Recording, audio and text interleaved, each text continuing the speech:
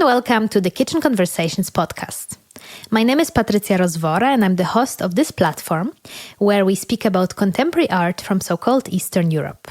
In each episode, you're going to be introduced to one artist or researcher whose visual or activist practice sheds light onto the complex former socialist region with all its histories, cultures, languages, foods, but also traumas and their inevitable contemporary consequences.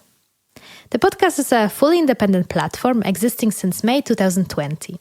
If you enjoy the monthly conversations and want to leave me a motivating feedback, you can now go to buymeacoffee.com/kitchenconversations and show your support by buying me a symbolic coffee.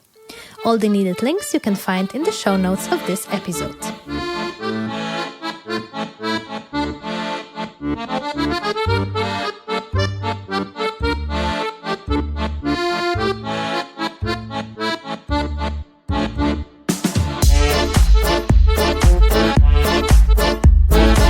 Hello, dear listeners. Happy to have you back wherever you are in the world and in your life. I hope you can enjoy another Kitchen Conversations podcast.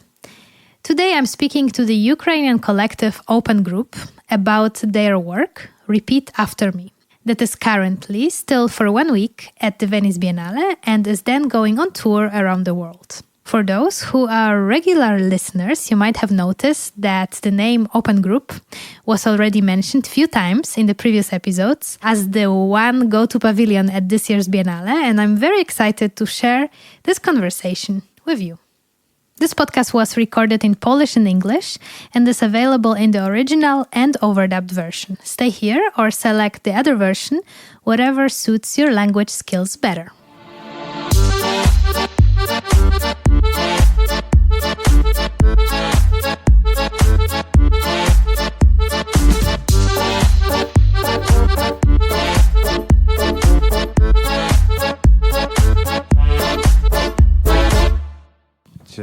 Hi Patrycja, thank you for the invitation on behalf of myself and of Open Group.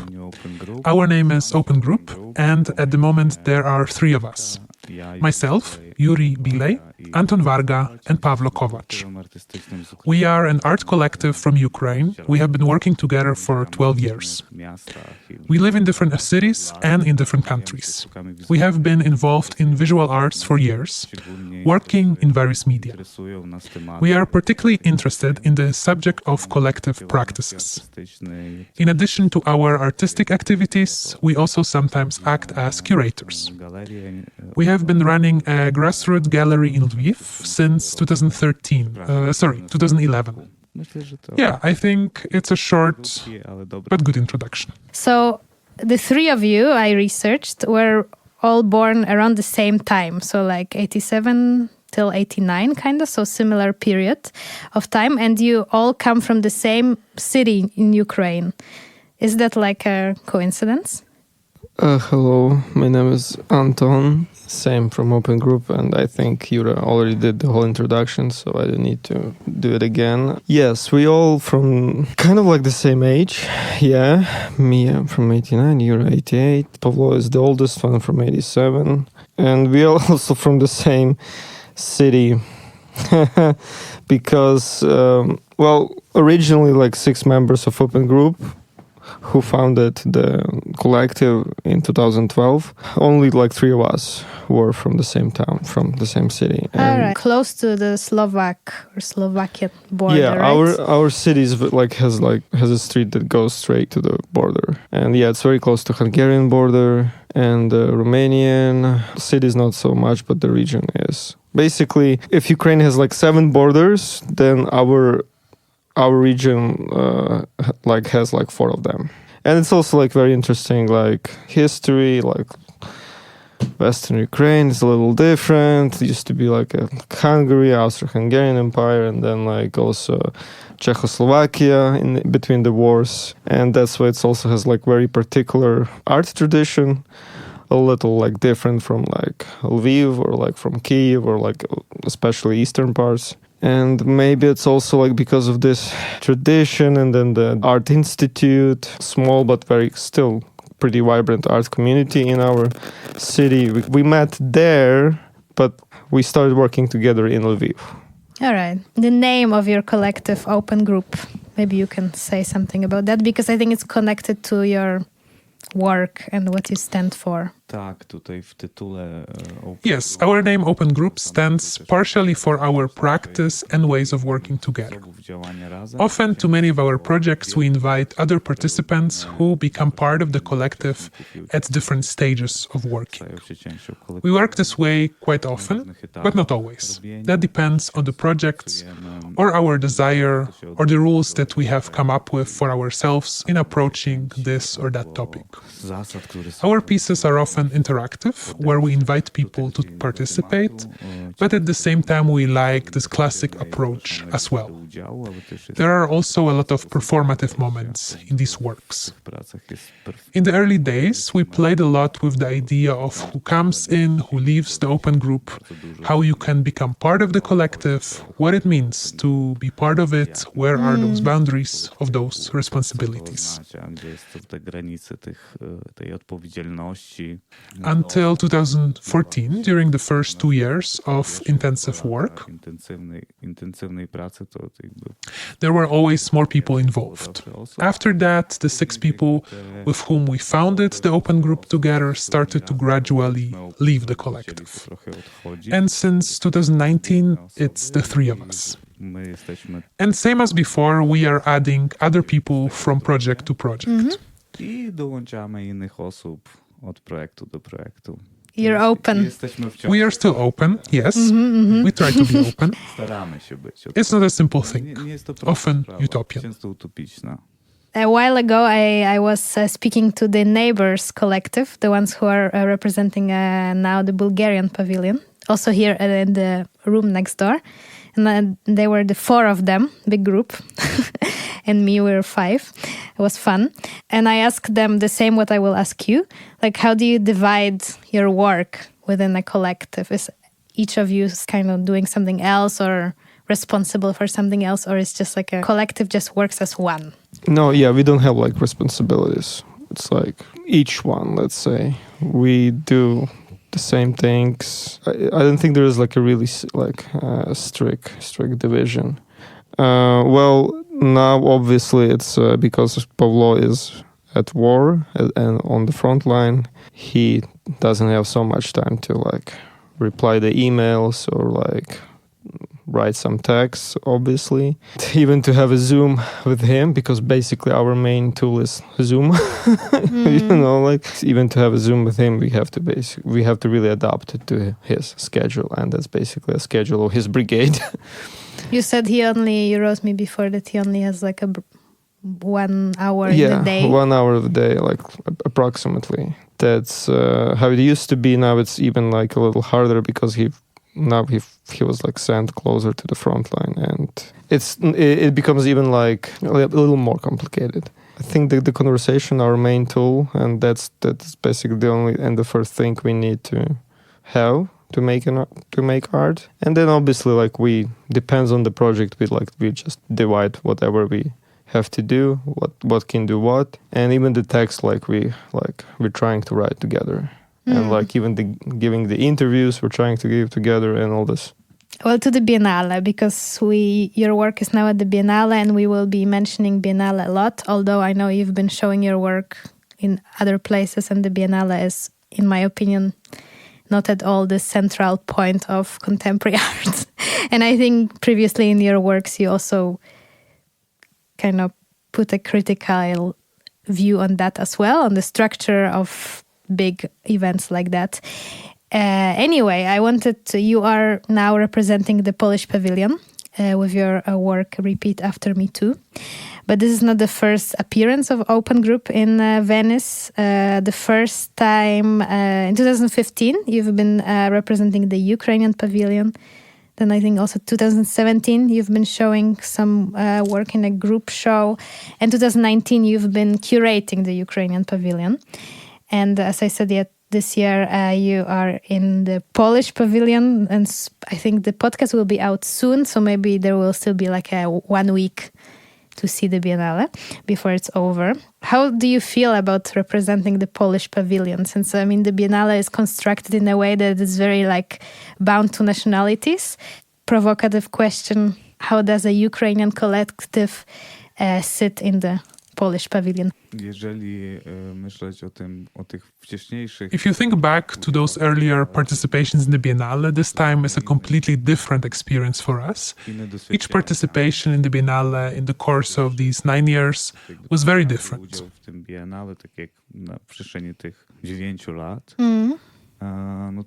First, it was a collective exhibition in the Ukrainian pavilion, then a large group show during the accompanying program, afterwards being curators in the Ukrainian pavilion.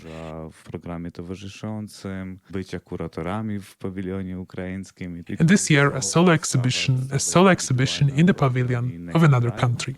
These are totally different experiences, different visibilities, different responsibilities. In each of those years, we faced different challenges, but because of these earlier participations, we had it a bit easier. We already knew what to expect, what a place the Venice Biennale is, how to work with it, and what can come out of it. Of course, it was new to us to show in a pavilion of another country, although we are very closely connected to Poland. I have been living in Poland already 9 years. Anton has a partner and a child in Poland. We speak Polish, and interestingly enough, Open Group started from the kitchen in 2012, in August, in Warsaw. Then we returned to Lviv, made our first work, invited other people to accompany us, and founded together the collective. So the connection to Poland came back, plus the Biennale also keeps coming back to us somehow. They say that you can only be at the Biennale once in your life, but it turns out that it's not always the case. You can participate several times. But showing in another country is obviously a new challenge, plus these very interesting, in an ill-defined sense of the world, times we live in.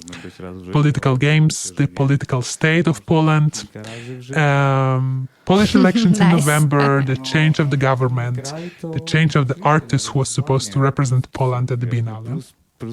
By the way, we can actually thank that artist because due to the fact that he so wanted to be in the pavilion, winding up the various press, right-wing press all over the world, we got quite some visibility at the beginning of the Biennale, which often pavilions don't get, because there is about 200 countries that are participating in the event. Well, and usually all those press announcements that come before the Biennale are short notes that quite soon disappear in the stream of information. However, there was a lot of being published about the Polish pavilion because Czwartos tried very hard to criticize the exchange of the artist. Right-wing artist, one might say, who represented that old Polish government, to something new, to artists from another country, from Ukraine, in Poland. It is to say that Poland also presented it that way because it was necessary to show and present to the outside that we, Poland, we take Ukrainians to our pavilion. Although it was not quite like that, because we took part in a competition, which is an international one.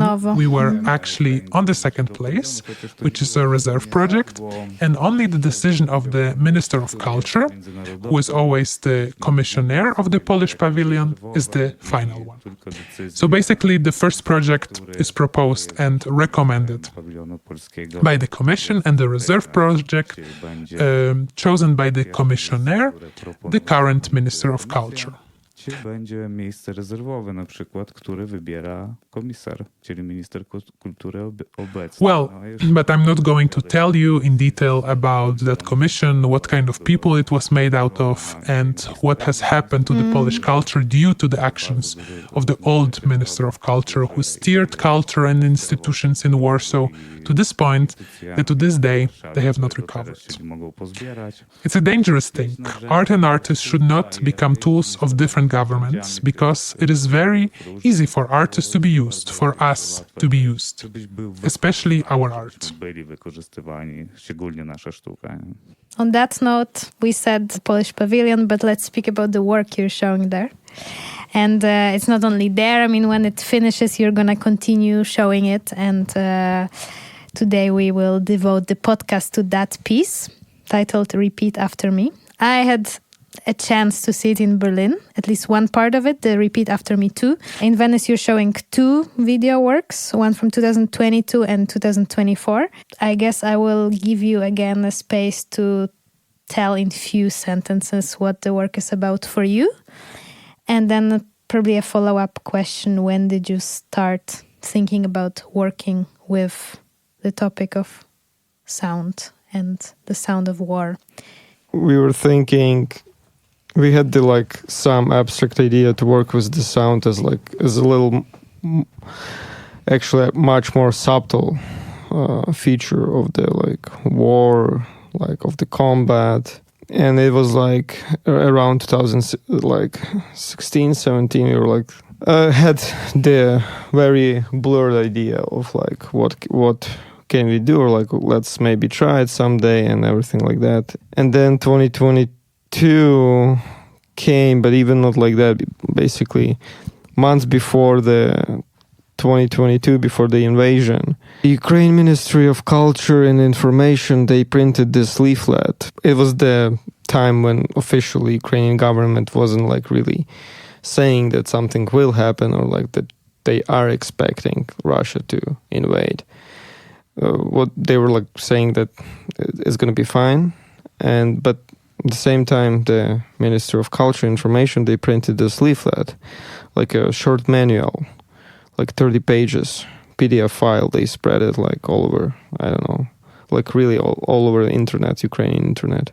And it was basically saying, in case of war or some military combat zone situation, in case you will find yourself in a combat zone, this is the things you need to know, and this is the things you have to do. And there were different scenarios.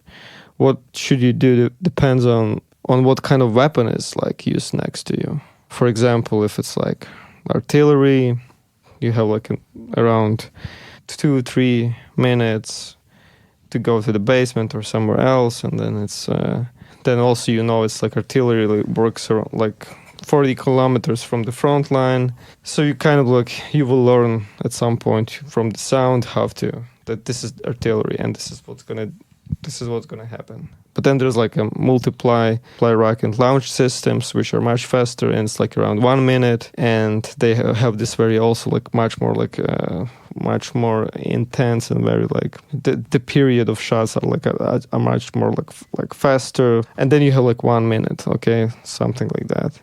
And then, of course, it's very different if it's striking weapons, which a K-47, you just don't have to really do anything. If the plane is coming, if it's air alarm, and they're saying that the plane is probably coming with the bombs, or it's if it's ballistic rockets, you probably don't have time at all. Run to your room in your apartment or house, which has 2 walls, or you just have to go to your bathroom and just sit and cover yourself in the bathtub. So all those things, some of them were pretty openly mentioned in this leaflet. Some of them we need to research and learn about. But the point of this all is that you have to learn the sounds of the weapons, because they come sometimes faster than the weapon itself. And to learn the sound, you just need to experience it, basically. How do you want civilian population to know those sounds? First of all, they just will be exposed to the sounds, and then they will learn it, right? So the knowledge is very precious. So we were okay, so the sound, even though the sound is just very interesting, feature of the war, it works differently than graphic image of the war. But then it's also super important, actually very important for your own survival. And then we were okay, so let's finally do this piece. Let's finally think about this sound, and having this leaflet in our hands, what can we do, how we can work with this. And then we finally came up with this idea in the summer of 2022. Few months into the full-scale invasion. Yeah.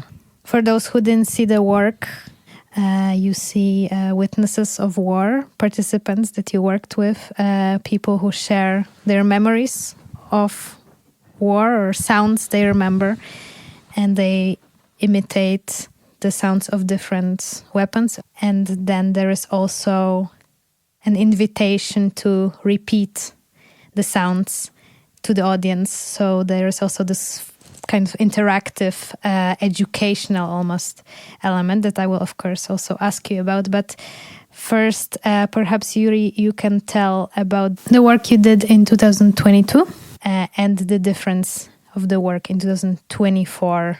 Pierwsza praca, pierwsze wideo 22 roku było, kręciliśmy w Lwowie. The first work, the first video work made in 2022 was shot in Lviv, in domestic refugee camp for those who came from the east of the country to Lviv, to the west of Ukraine. And it was shot in the first summer of the Great War. The difference between those works from the perspective of now, looking back, although it was the first year and the first summer of the war, tragedy, horror, but at the same time, a kind of hope that the war will soon be over. It's also a work about fresh memory. For example, when the video was shot and people were repeating the alarm, the same alarm went off at the location of the shooting so that we had to take a break in the recordings. It was a repetition of the here and now, and being sort of in the middle of it all, as if the memory was taken simply from the space around us. Anton and I were out of the country, but Pavlo was in Ukraine at the time. In the exhibition catalog that just came out, there is a text that describes those 3 days of experience of working with the people and how Pavlo tried to convince them to participate in such an artwork, to share their experiences, the sounds of the weapons, to try to open them up, to create this manual that we would share with the outside world. From the very beginning, we thought about the fact that this work is for a non-Ukrainian audience. The protagonists, the heroes, as we call them, the participants of our first and second video, are people who share this experience in order to warn and teach others. They share experiences that they don't want to have, but those who save their lives. So this was summer of 2022, full of hope for a quick end of the war. Some kind of hope there. Then, 2024, we do a new work, a new part of Repeat After Me. And here we are already talking about a large number of people with a refugee experience who live outside of the country, scattered all over the world, officially about 6 million people. We've started going around large refugee centers, for example, in Berlin, at the former airport Tegel, or in Austria, in Vienna, in the center of Vienna at the Hotel de France. In total, we shot 6 countries, in Poland 2, in Lithuania, in Ireland, in the United States. We tried to show the continuity of this memory, how it disperses together with the people, spreads around the world.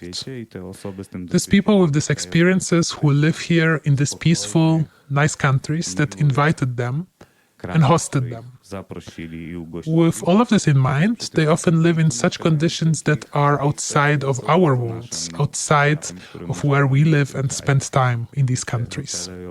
These hotels, these camps are not super pleasant places, but they are safe places. Odtwarzając te dźwięki z takiej już dłuższej pamięci, z bezpiecznego miejsca, dźwięki broni, które oni pamiętają. And those war sounds, weapon sounds, remembered and imitated from those safe cities began to take on a kind of different tone and became more of a warning that something bad might happen.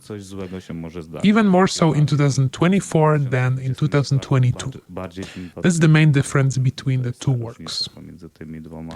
Well, and showing them together in Venice, we also started working on the set design of the pavilion, which for us became a sort of a military karaoke bar of the future. We often get comments that people do not see a bar there well because we are used to, at the karaoke bar, having alcohol and a place to sing songs. But in our understanding of this dystopia, God forbid, future karaoke bars will be places where we repeat the sounds of guns and drink water. We have water there, yes. The only attribute there is water. Water, tables, Czyli macie red tam lights, wodę? microphones for repetition. Jedyny atrybut, który tam jest woda. Woda, stoliki, czerwone światło, mikrofony do powtarzania. People from the 2022 and 2024 video are connected between each other, and sometimes they overlap each other, and you can hear one of the other from the right and the left side of the room. They invite you to repeat this karaoke after them. Here this karaoke occurs in the form of an instruction, the audiovisual instruction, which was initially inspired by this booklet issued 2 weeks before the beginning of the war. Która na początku była tylko w formie inspiracji dla nas w tej broszurze wydanej 2 tygodnie przed początkiem wojny. Is the audience actually performing the repeating? Are they really like invited to do it, or are they? Because I would actually like. I wonder if I would do it myself. You know, this part is very individual and provocative too, because what does it mean to repeat? What does it mean not to repeat? What does it mean to approach the microphone in a big space and stand on one level with those heroes, with people who have had these experiences? There are different people in the audience. A lot of people repeat. A lot of people just sit somewhere nearby and watch and don't approach the microphones. This work is very moving, and there are rarely people, maybe 1%, who are not moved or did not understand what the work is about. I actually saw such a person only once, in the committee, namely the former director of Zachęta Gallery, Mr. Jankowski. This gentleman was not moved at all. Well, that's the first time I saw such a person back in 2023. Congratulations, I have to say it, I'm sorry. Pierwszy raz wtedy w życiu widziałem w 2023 roku taką osobę. So yes, people often repeat, but sometimes also do not repeat. This work traveled, the first work traveled to different cities before the Biennale, and now the video from 2024, but also 2022, is going to travel in different places. These repetitions by individuals is the interactive part of the work that we have no control over and don't want to have control over. These are the individual moments where you take responsibility or choose for yourself what it means to be together with the characters of the work, to repeat together with them or just to be together with them. Whether to learn without repeating, it's very individual. You're leaving it open. And Anton, to you. So when you were making the first piece, it first took a while, obviously, to convince the people to actually take part. So I wonder, what made the participants, your characters, actually take part? What do you think? And what do they have from the work? Because we already spoke about what the audience has. We can actually learn about it and perhaps save our lives in some dystopic future. But what do the people who actually go through certain form of trauma of remembering those sounds have from the piece or from the participation in it? We would like to think that for them it was like some kind of healing experience. That's ideally. We would like to think that for all of them it was important to do that for different reasons, but also one of those reasons was healing and their need to express things that they were keeping inside and were not able to share it somehow, especially for people in 2024 in those refugee camps. Well, it's we had different participants. In 2022, for example, you have this Boris, who's you can't really skip him or avoid him. There's the person from Mariupol, and he repeats the sounds of the war with the tears in his eyes. He actually does the whole thing very well. And he didn't want to do it the first time. He was just basically circling around this small set where all the other participants, the on the first day were like repeating the sounds, and he didn't want to do it. He was very skeptical about it. And also he was like it's funny, like it's not really about the war, what you're doing, how it's gonna like, for what, why. But then like spending like the whole day watching the crew filming the other participants, he was like, basically the next day he was like, okay, do you really want to hear the sounds of the war? This is the sounds of the war. These are the sounds of the war. You can see it in the video that like all his like repetitions of the sound have this also like descriptions of this like particular cases where he heard the sound, what was the place, the neighborhood, or like talking about his kid, saying that the scariest sound of the war is like when his daughter was like saying, go away war, go away war. It was very sad, but then also it revealed some very needed things for the video itself. And so there was like such cases. But then in 2024, I think people also just wanted like to finally participate somehow to raise the awareness about Ukraine.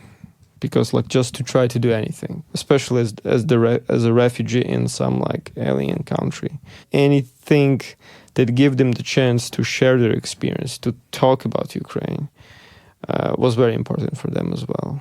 Some of them like told us like directly that they needed just like to express all these things that like were boiling inside of them. How was it for you to actually work on this piece as Ukrainians? Actually, for the work you showed here in Berlin, I invited a friend from Ukraine to join me, and later she actually canceled. She couldn't come, and I was thinking it wouldn't be good for her to come and see it, because she actually came to Berlin as a war refugee at the beginning of 2022, and I think she would be confronted with something she's trying to deal with since then. So yeah, my question, like, how was it for you personally as Ukrainians to be confronted with those people who actually were like directly in the war zones and are also somehow trying to work through their very traumatic experiences they've lived through?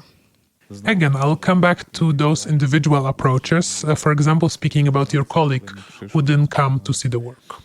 I was talking today about the fact that at the beginning we thought that the first film, 2022, shouldn't be shown in Ukraine. And in fact, we first showed it only in 2023, I don't remember, somewhere in the middle of the year. Back then, we thought a lot about whether it was possible to show it there, whether it was necessary to show this work. In an environment where everyone has lived through those experiences as the protagonists of the film. We finally showed it there, and it turned out that people do want to see other people who have been through the same experiences as them. That it doesn't just induce trauma. Yes, of course, it can happen, and art often does do that.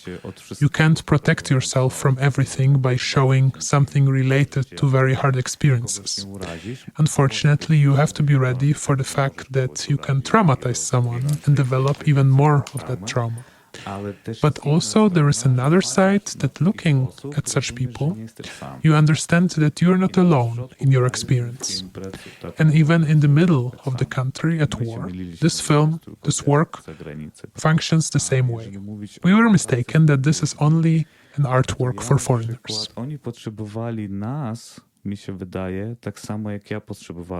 And if you talk about working with these people, they needed us, it seems to me, as much as I needed them.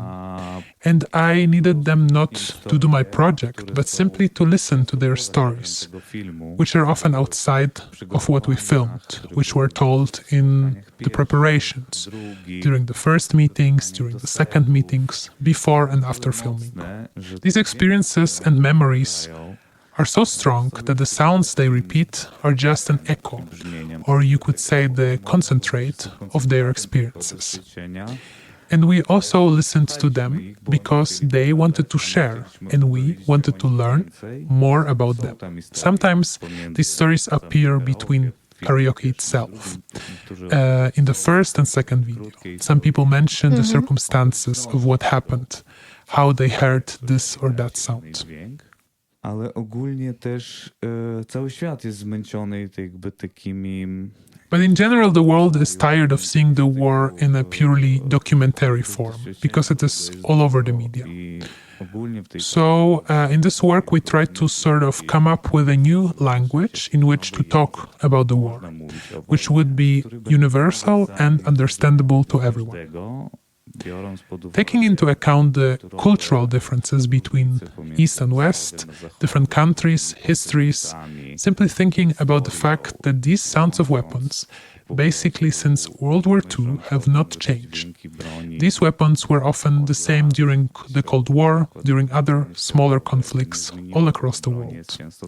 And just trying to tap into the minds of people who have also lived through these experiences in other countries. I próbując się po prostu dobić do umysłów. And to connect to those people who we are showing in our first and second film. It's not just about the war in Ukraine, it's about conflicts everywhere in the world. While we got a war in Ukraine, it has escalated in Palestine, in Israel, and so on. The war in Ukraine is not the only war happening. We are not just talking about ourselves. We are talking about a large number of people with the same experience, in a language that everyone can understand. Dużej ilości osób z tym doświadczeniem.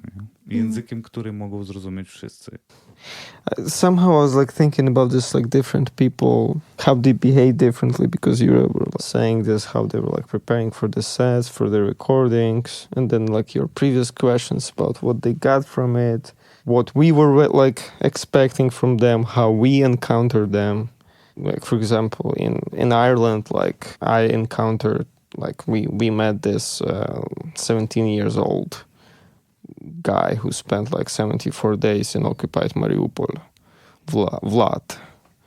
He repeated like 2 sounds for us, and then like he was like telling us story for like an hour or even. And we took 2 of them to the video, but then it's just like confronting this like basically kids who spent this time in occupied Mariupol, who saw like his neighbors being like killed, who saw like the apartment of his grandmother were like burning down from the shot of the tank, who were like looking for his grandmother in this like in different funeral homes, in the hospitals, at night in Mariupol, and all those things. So yeah, how you should like think about, how you should like perceive this, were you prepared? No, I wasn't prepared. There were like older people, like for example in New York, they were like a little more like older. They were like telling their experience much more like the way you would expect it to hear about the war.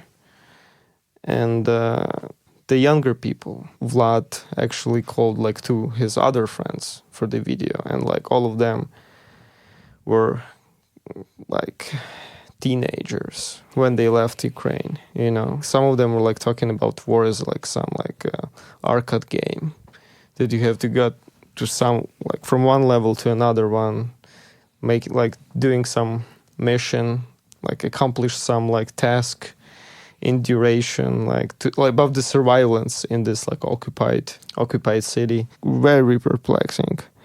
And I think I wasn't prepared for it. Well, and then we didn't really talk about this and others, like this like refugee situation of these people, right? You actually mentioned about this, about different conditions that their people are held in. For example, people in Berlin are like living in this like basically camp. Yeah, and the conditions there are like not really great.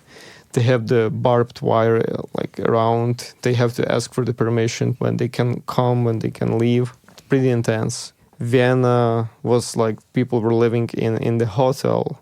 Basically, the idea was like they were like absolutely sponsored by the hotel. So they were like getting like place to stay, place to eat, but there was no like any other like actual financial support. So they basically were like really tightly like bounded to this place, to the hotel. And also like if you like older person, you probably so you can't really do anything in the city, the language you don't know. So I also wasn't like ready to see this like conditions and to see this like people who lost everything, and now they're like about like to start a new life. But in case of those like teenagers, they were like, okay, this is our new life. But then like in case of like people we filmed in Tegel or like in Vienna, like those older couples, you could imagine how much it's to start a new life in your 60s. The idea of a safe space, like what is a safe space? I mean, you are safe from war, but you still, as you said, are in a place where you might not be able to leave, and I guess as Yuriy said, like you living in Western Europe have of course a very different experience to what it is to live in Berlin or Poznań or Wrocław than those people who just arrived. Well, last but not least, I guess an open question, like how do you see this work to develop, and perhaps would you like it to leave the art space and perhaps not only be an artwork but also have a different way to reach people? And it's so brilliant, if I can say, because it's so simple. As you said, it's so like it doesn't need explanation, doesn't need a text. I think everyone except this one guy at Sakenta gets it and feels it. So I think it has a power to move. And I guess if it leaves the art bubble, it could like reach more people. So yeah, what are your thoughts there? Plans. Well, the next year is going to start very intensively for us. We already have, I can't remember, 18, 19 exhibitions planned. At several of the exhibitions, we'll be showing the work exactly the way we show it at the Polish Pavilion. Same scenography, everything. Most of the other exhibitions are group shows in different countries. Dortmund at Next Level Festival that opens on November 14th, 15th. In Warsaw, in Wrocław, in Kalisz, as far as Poland is concerned. Then we got France, Ireland, United States twice, Finland, and again Germany. And the invitations keep coming. And here I'm actually not talking about the quantity, rather about what you asked about how to show the work outside of the usual art circle. The two video works will be shown in various forms, at cinema festivals, at theater festivals as well, that go beyond the visual arts bubble, where we hope to reach other audiences as well. That's important to us. We also play with the choreography of the exhibition depending on the places where we show the work. We also try new things for ourselves to keep changing and developing.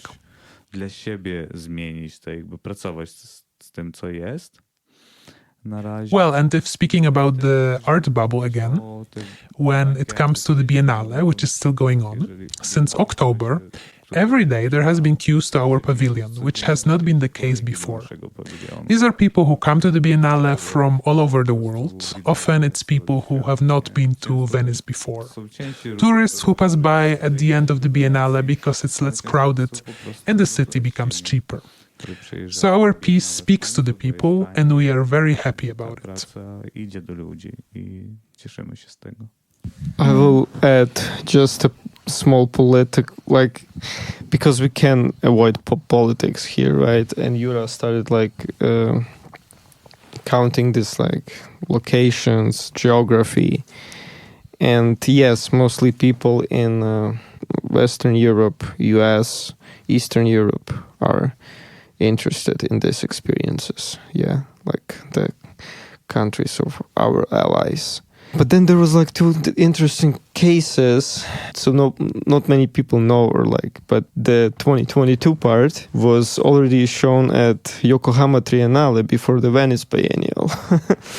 And the Japanese public was like really psyched about this piece. Probably like the big reason is because karaoke is like their thing.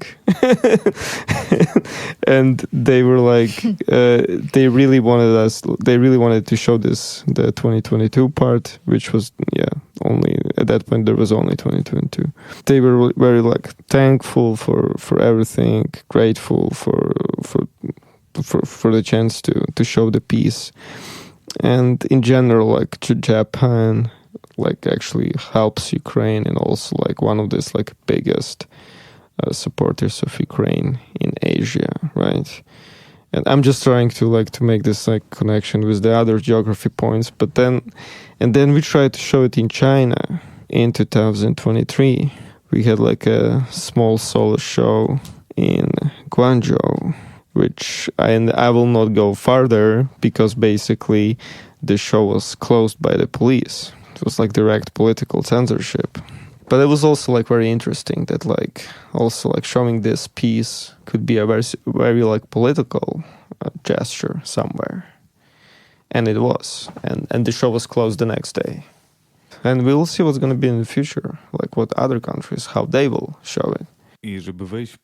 And in order to leave that bubble, the work needs to be shown the most to those people who make decisions about helping people with refugee experiences. Here, I mean politicians. So we have plans to show the work in the European Parliament in Brussels. And I hope we make it work. Europe needs to see, to keep supporting.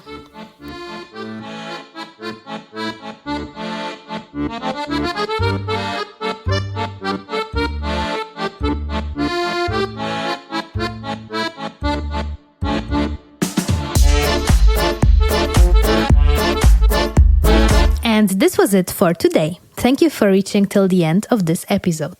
The next one is coming in 4 weeks, always on Monday. Please follow the podcast and leave a rating. I'm also happy to hear your feedback, so feel free to write me via Instagram or by email. All the needed info you will find in the show notes of this episode. In the meantime, take good care and we hear each other soon.